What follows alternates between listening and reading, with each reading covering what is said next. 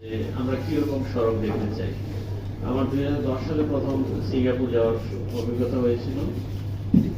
তো যখন গেলাম, আমরা ফ্লাইট যখন নামেছি তখন ধরেন ভোর 4টার দিকে তো রাস্তাঘাট একদম ফাঁকা।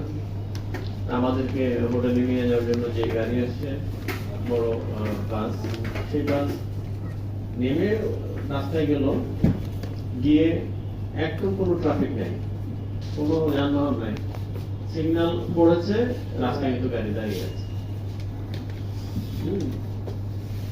সিগন্যাল পড়েছে, দাঁড়িয়ে আছে, এখানে কোনো ট্রাফিক পুলিশ নাই, কেউ নাই, অন্য কোনো ট্রাফিকও নাই, যানজটও নাই, গাড়ি দাঁড়িয়ে আছে। হ্যাঁ, দেখতে মনে হবে কেন আমরা এভাবে দাঁড়িয়ে আছে। এখন তো গাড়িটা চলে গেলে ব্যাপারটা, এখন তো অন্য দিকে কোনো ট্রাফিকও আসতেছে না, কিন্তু মানছে, ওদের সিগন্যাল গুলো মানছে, প্রতি জায়গায় মেনেছে। এবং সবসময় যে কয়েক ছিলাম, প্রতিটা মুহূর্তে দেখেছি যে ওদের ওখানে কোনো পুলিশও দেখি নাই। কেন দেখি নাই?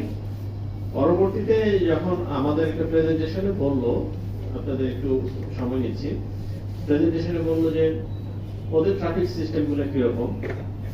ট্রাফিক সিস্টেমে যেটা করেছে, ওদের দেশ কিন্তু খুব ছোট, তার লাইসেন্স পাওয়ার জন্য $2 লাখ লাগছে।